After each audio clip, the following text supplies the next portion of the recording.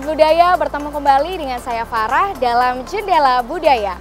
Fitur pendidikan berkonten budaya yang akan memberikan informasi serta menambah wawasan akan beragam budaya di Indonesia.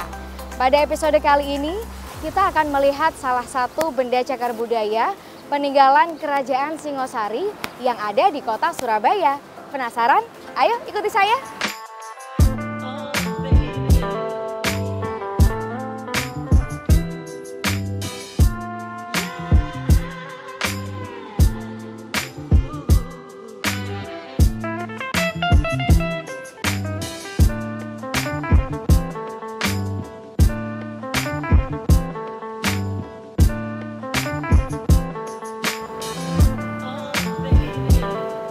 Arca Djoko Dolok ini merupakan salah satu peninggalan yang mempunyai nilai sejarah tinggi. Sobat Budaya, Arca Djoko Dolok ini terletak di Jalan Taman Apsari, Embong Kaliasin, Genteng, Kota Surabaya. Dan arca ini juga dikenal dengan sebutan Arca Buddha Mahasobya yang disebut-sebut sebagai perwujudan dari Prabu Kartanegara, yaitu Raja Singosari.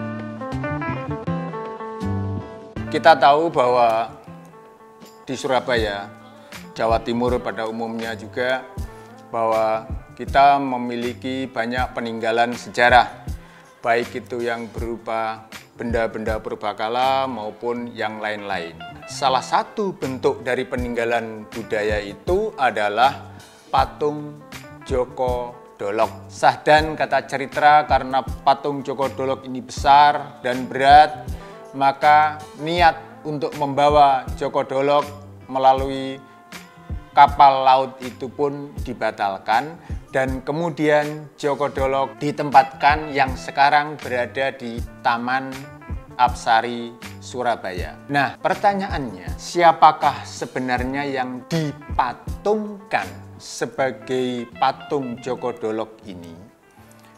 Kalau kita cermati di dalam prasasti yang tertulis di lapak patung Djoko Dolok, maka di sana jelas bahwa yang dipatungkan itu adalah Raja Singosari yang terakhir, yakni Kertanegara.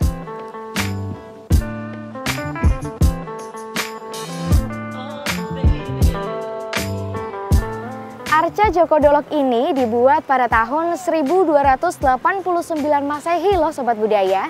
Dan arca ini bukan merupakan arca asli Surabaya, melainkan dipindahkan dari desa Kandang Gajah Trowulan pada tahun 1817 Masehi. Tujuannya adalah untuk dipindahkan ke Belanda dengan menggunakan kapal.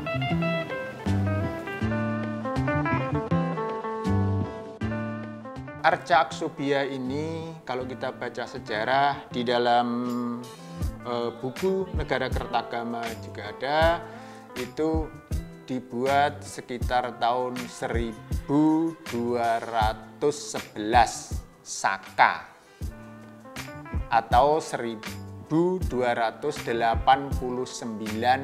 Masehi. Di dalam Negara Kertagama juga ada patung Aksobya ini dibuat 3 tahun sebelum Raja Kertanegara wafat. Mengapa demikian? Karena Raja Kertanegara wafat pada 1214 Saka atau 1292 Masehi. Jadi patung Aksobya ini dibuat ketika beliau masih hidup. Patung Djoko Dolok itu pertama kali ditemukan di desa Bejijong di Pedukuhan Kandang Gajah, Kecamatan Trowulan, Mojokerto. Berarti berada di wilayah pusat kekuasaan Kerajaan Majapahit. Pada zaman kolonial, kira-kira pada tahun 1817, Arca Djoko Dolok dibawa oleh Residen Baron de Salis ke Surabaya. Diboyongnya patung Djoko Dolok ke Surabaya ini dengan tujuan akan dibawa ke Belanda sebagai salah satu benda purbakala yang tak ternilai harganya.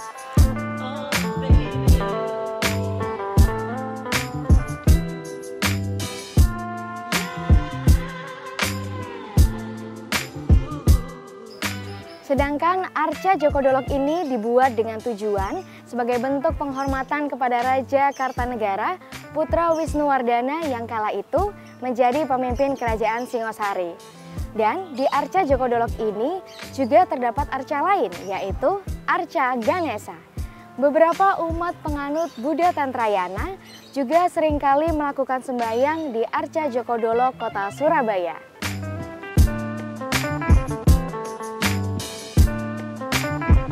Nama yang sebenarnya yang disematkan pada patung Joko Dolog itu adalah Mahaaksobhya. Mahaaksobhya ini adalah salah satu perwujudan dari Dhyani Buddha. Ada 5 Dhyani Buddha.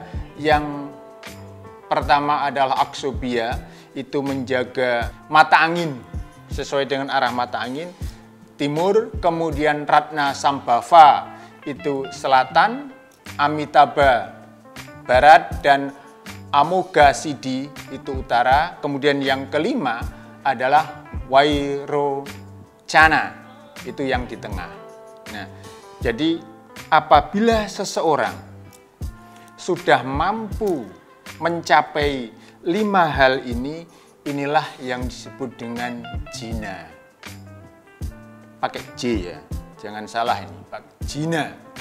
Jina artinya kemenangan. Nah, Kertanegara dipatungkan sebagai Aksobhya itu karena beliau sudah mencapai taraf yang tinggi ini.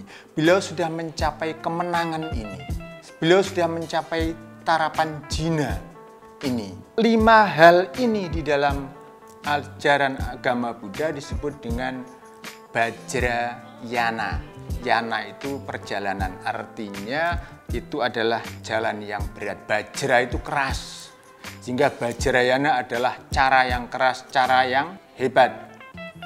Digambarkan di dalam ungkapan yang keras itu adalah intan. Kenapa intan? Karena intan dianggap sebagai benda yang paling keras. Nah, Kertanegara sudah mencapai, secara spiritual, beliau sudah mencapai tataran jina itu.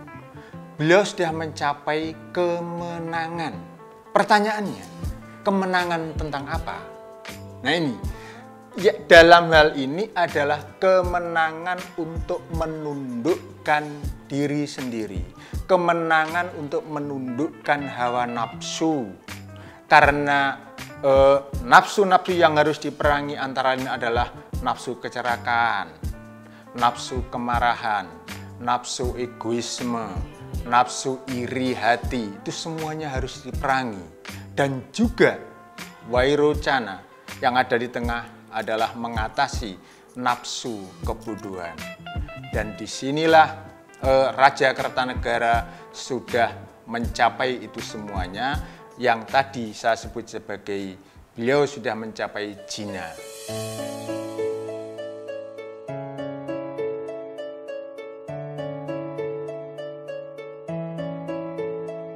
Asal-usulnya dia dari Trowulan, desa Kandang Gajah. Sekarang desanya nama Bejijong. Dulu penemuannya arca Joko Dolog dibawa kayu dolog. Nah, terus sama Belanda dibawa ke Surabaya. Mau rencana dibawa ke Belanda dari Sungai Kalimas. Truk sama kapalnya nggak bisa jalan. Akhirnya diturunkan lagi di tepi Sungai Kalimas.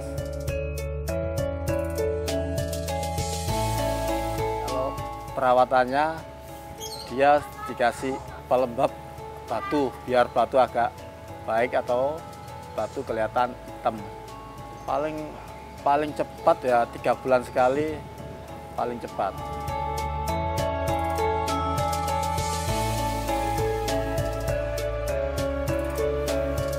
Nah Sobat Budaya, itu tadi kunjungan kita pada episode Jendela Budaya kali ini.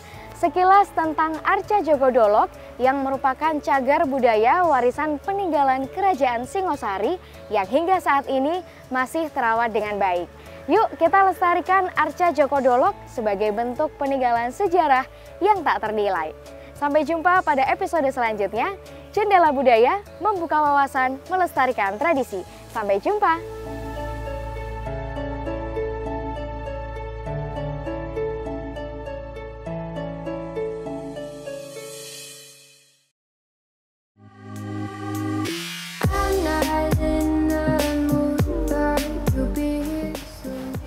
Ulangin deh.